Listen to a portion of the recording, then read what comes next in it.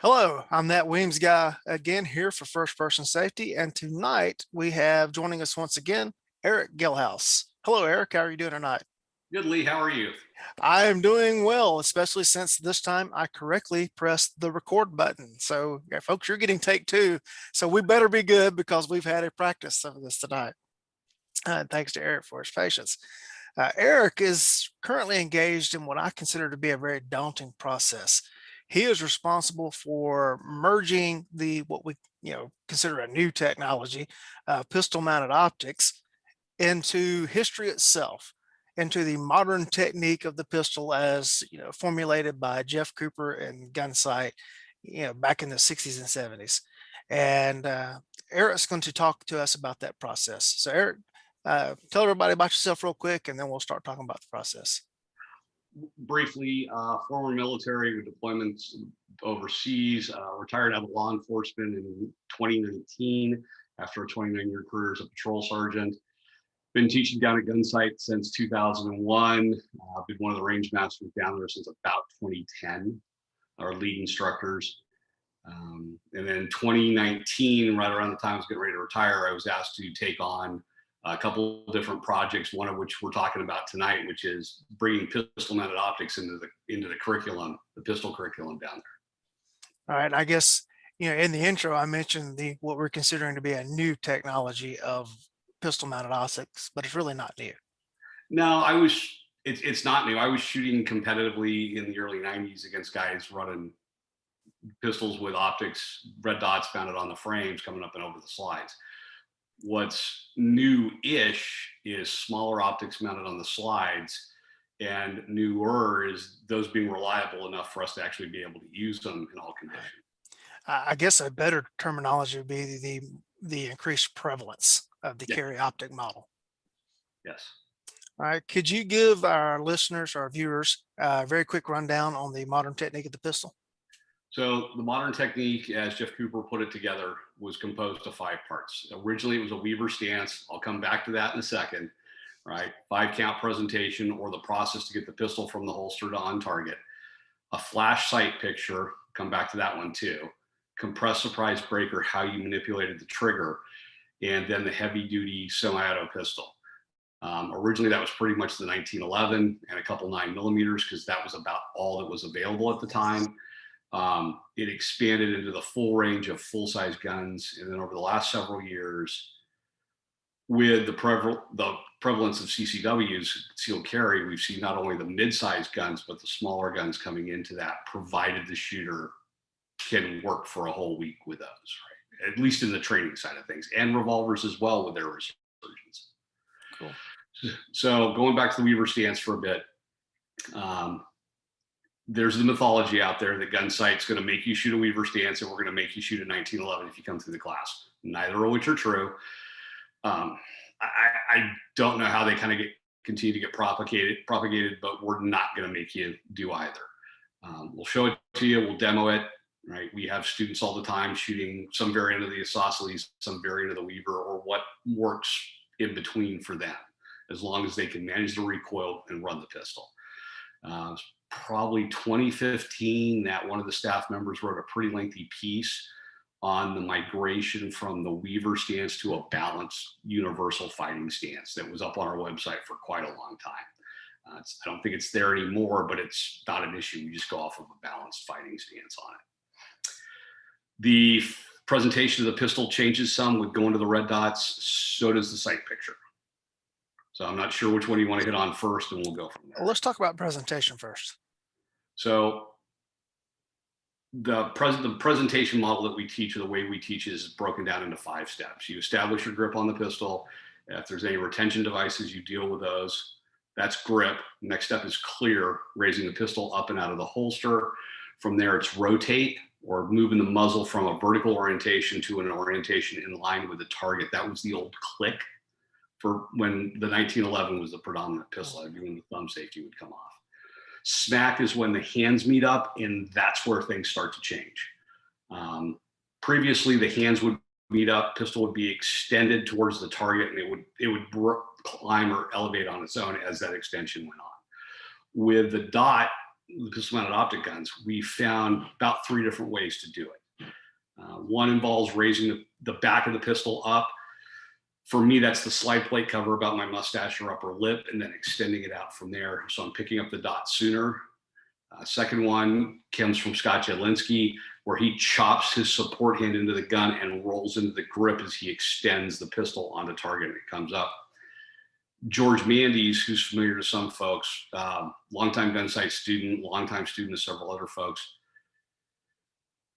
The way he explains his presentation is once he gets 2 hands on the gun, he's driving the knuckle of the shooting hand, the knuckle of the middle finger of the shooting hand from both hands on the gun to the target. So as he extends that, drives that knuckle, that's how he picks it up. And we talk about them, we show them, we give people a chance to work through those and see. This is kind of one of those cases where it's what works for you. Here's options. This is what works best for you with this platform. Yeah, my friend Doug Jones of the Georgia Shooter Group made a what I think is a very keen observation. And according to Doug, is that with iron sights, when you're lifting the gun up, your peripheral vision catches the top of the gun, and then the front, and then the shooter drives that out. And that once we put a pistol mounted optic on the pistol, we start bringing the gun up, and the first thing our peripheral vision catches is the cowling or the body of the optic, and that we start our presentation out, and that's too soon, and that's why the dot's not arriving where we expect it to be. And so you mentioned getting the back plate up to about your mustache height, which is, folks, this is proof you do need a mustache to shoot better. So you heard it on the internet. It's true. In my own dry practice at work, I have concentrated on getting the back plate up to, about chin and mouth level as I start to press out. And that has helped me get a more, consistent presentation with the dot. The other thing that I've noticed is that I'm shooting dots on 2 different manufacturer pistols. In my personal time, I'm shooting the CZ P10C, and then for my agency approved Glocks with RMRs. And so I have a Glock 19 Gen 5 set up with an RMR. With the Glock, I must, at the end of the presentation, I must have either intentionally cant the wrists a little more forward or exert a little more pressure with the pinkies for the dot to appear where I expect it to be. With the CZ, it's just my normal, I present the gun out and the dot's where I expect it to be. Are you seeing differences based on the manufacturer of pistols? So the Glock grip angle has been something that's been discussed about as long as they've been out, right? First 1911 shooters trying to transition over encountered the grip angle issue. You'll hear guys now that are bouncing back and forth between Glocks and the 2011 pistols talking about the grip angle issue. Right? My primary pistols have been M&Ps after carrying 1911s for the majority of my career. Last 10 years of my career is carrying M&Ps, and there is the grip angle difference between the M&P and the Glock. Work the presentation dry with your primary pistol. When I do work with the Glock, if I'm demonstrating with it, like the last class that we did down at Gunsite, everybody was shooting a Glock clone model during the class. Shadow Systems was the guy. Right, so when demonstrating with those, it was okay, just be aware of this, and here's the fixes for it, like you described, either the wrists or the increased pressure from the pinkies to drop that muzzle down on it. Okay, you mentioned that there were differences with the flash sight picture. Yes, so the first one that comes up is we've got to break the focus on the sights, right? The longer you've been shooting sighted fire, concentrating on your front sight, the more that's grained, the more we got to get you away from looking at the sight, in this case, the dot in the pistol mounted optic, and get you on to looking at the threat and letting the dot appear where you want the rounds to go, because that's where you're looking. So first thing is get you to look at the target or the threat, let the dot appear there. The second is accepting that it doesn't have to be perfectly centered in the window. Just like you talked about the gentleman with the Georgia Shooting Group, right? And how the presentation would kind of correct itself as it would go. Nobody was getting a perfect sight picture every presentation with iron sights. So, and there was still movement with it. Those sights were moving around. we've got to get folks to where they can accept that movement of the dot. One of the things is by looking at the target, not focusing on the dot moves less or appears to move less for you.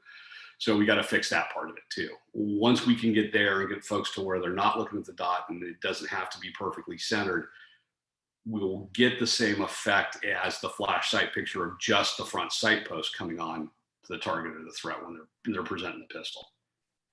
Cool. How many classes have you run at Gunsite which are dedicated to the pistol mounted optic?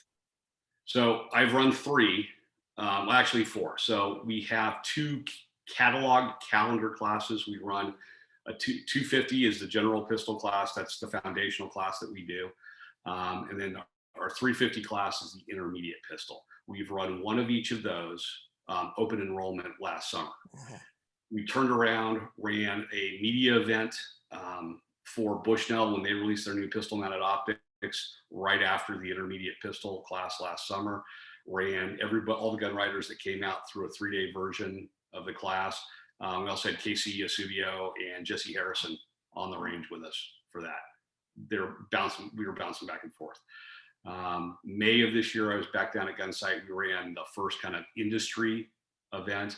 One of the product rep groups came out with a Shadow System Glock clones and Holosun optics, and all the shooters running those. So we had a chance to put them through the 250 of the general pistol class for that. And then July, we're running another general pistol class that's dot specific. And in August, another intermediate pistol that's dot specific. Okay. In the classes that you are running that aren't advertised as dot specific, do you have any numbers on what the ratio is of dot versus non-dot? No, but we're probably seeing 2 or 3 dot pistols, at least 2 or 3 dot pistols in every class. I'm sure they're probably seeing more, but this is just what I'm down there. Right. I can give you numbers. It's constant. People are coming with them. All right. So yeah, you've got decades of documented scores with the iron sights. And then now we've got several classes with the optics being run. What are you seeing as the difference in the scores? So increased scores, and that's perception because I haven't sat down and actually crunched the numbers against it. It might remind me when I'm down there in July and I'll see if I can go grab some of those. But the perception is that we're getting better scores because we shoot back to distance in the classes. 15, 25, and 15, 35, and 50, depending on which pistol class it is. It's how far yard wise we go back. As folks get more comfortable with them, the times improve, but it's just the repetitions on it to get you to that point.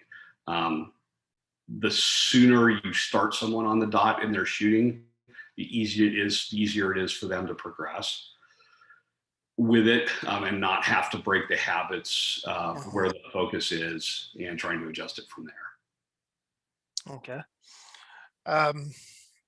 Anything I haven't asked you about that you think is pertinent to this topic? Let's see. So I talked about the changes. The one other thing that I didn't hit on, and this will go back to the compressed surprise break or the trigger manipulation, is the dot tells you what you're doing. The dot's giving you really good feedback about how that gun's working, what you're inputting to the trigger, how you're managing the recoil, how you're handling those things. You have to be open to it. And again, you're not focusing on the dot, but you have to be aware of what the dot's doing because it'll give you information. That was one other thing that I wanted to hit on. And then finally, too, we looked at what a bunch of other instructors were doing out there, what other folks were doing with it. We were fortunate that at the same time we were developing this, Los Angeles Police Department and Los Angeles Sheriff's Department were doing a big study on pistol mounted optics, and we were getting some feedback from them as they could share stuff. We were looking at what other agencies were doing. But I know I'm putting this together. Not only do we have the guys that were shooting red dots on pistols back in the 90s, but I can run down a list of a whole bunch of folks that were involved, not just other instructors at Gunsite who were going out to pistol mounted optics classes, but Matt Jaques at Victory First, Chuck Pressburg, Scott Jedlinski, Centrifuge training, Aaron Cowan at Sage Dynamics, Dave Spalding, and things he was sharing with us, as well as the SIG Academy, who we hosted for a pistol mounted optic instructor class. We were looking at what a lot of folks were doing out there. And then, as you talked about, having to find ways to combine it into the modern technique of the pistol where it would work. There were just some things that we couldn't necessarily take from folks because they just weren't viable for it. But there were a lot of things that when we could combine them, either specific techniques and skills or ways of presenting the material, we tried real hard to use that. Have you been getting any pushback from purists that, the Colonel Cooper didn't have red dot optics on top of his pistol, so we can't now? The one pushback that I have heard of, and it wasn't anything like that, but it was the belief that batteries are bad. And so I am aware of some folks that have complained about the possibility of battery failure on it. Once we kind of get them in the class, we can talk to them about performance, about preventive maintenance, about care and feeding a gun. Like, look, at some point you change springs. At some point you replace sights because the tritium's exceeded its half-life, right? At some point, albeit sooner, you're changing batteries in an optic. Right. Okay. Not pushback, say just concerns. Right. We have written in our agency policy that the batteries will be changed at specified intervals. You have to bring the optic and the pistol to one of the instructors that's approved to do the mounting, and the instructor will be there with you when you do that, and we'll re-zero the optic and immediately shoot a qual course with it, just to make sure that everything's on the up and up. Now, let me ask you, are you doing that on the optics that don't require you to remove it from the gun to change the battery? Are you having them re-zero and re-qual like the hollow sun or the aim points? The only optic that has been approved is the RMR. Okay. So you've got to take the battery, the optic off to change the battery. I have high hopes for this new acro. Yes. And I'm sure that the policy will be revisited when we've got some more data on that. The final topic I want to bring up tonight is, I've been doing this series on becoming an instructor and the qualifications of being a qualified firearms instructor. And I guess all that leads to this part of the conversation: the importance of continuing education for a firearms instructor, because if you're not learning how to integrate this technology that's here, it's not going away. It's only going to become more prevalent. How are you going to stay at the top of the game? How are you going to stay valid? Do you have any thoughts on that? You have to accept, I think number one, people have to accept that the pistol mounted optics aren't going anywhere. Right. Then you have to be willing to say, okay, this is something I don't know anything about, right? When I first ran my pistol mounted optics in 2012, there were a relative handful of us that were on email, on text messages, on phone calls, trying to figure stuff out back and forth. And fortunately, we were at the tail end of fielding optics on carbines. So there was a lot of discussion about running the optic, getting the optics on carbines kind of pushed through. Then I walked away from it because of reliability issues that I had encountered. When I came back to it, I was then seeing, and I think the training community as a whole was seeing, people out there who'd gotten a really good handle on optics and how to teach them. And the class I took when I decided to come back to the optics was Scott Jedlinski's 2-day red dot class. And Scott has a real good handle on how to teach the end user on how to use that pistol. And he's got folks that are working with his material across the country. Then I was able to get into Aaron Cowan's law enforcement specific pistol mounted optic instructor class, and then go to the SIG Academy's pistol mounted optic instructor class and combine that with what we were seeing, what we were hearing from others. So I think if you're teaching out there, even if you don't think that the dot's relevant to you, at least go take a class so you have some understanding of how it works. So hopefully you're not the guy getting referred to when somebody talks about, yeah, the dude that wouldn't accept the battery issue, right? At least understand how they're working. I had a threshold moment here a couple of years ago. I was helping another instructor with a class, and we had a student that was in his 70s that showed up carrying appendix inside the waistband with a dot mounted on his pistol. And I said, all right, if that is occurring, you better get on board, big boy, because if it's gotten to that point and that level of acceptance, it's going to become more and more prevalent. You better know what's going on with both appendix carry and the dot. And while I have not chosen to adopt the appendix carry, I did get several different appendix holsters, and I played with it with a blue gun, learning all the techniques. And so I felt like I would be an adequate coach for someone that came to one of my classes and was carrying appendix. I needed to understand that whether or not I adopted it. And then I started down the dot path. I've taken Dave Spalding's red dot class, and I've taken Brian Hill, which was my first red dot class, was Brian Hill's. And I've been shooting some IDPA matches for the first time in years. I signed back up to go do some IDs just to get some non-square range time with the dot. And I'm seeing performance gains as far as precision, especially at distance. I am not as fast on the presentation. And so I have not yet started carrying the dot gun on duty or as my carry gun when I'm off duty, but I'm doing almost all of my training time with it. So. And it carries over.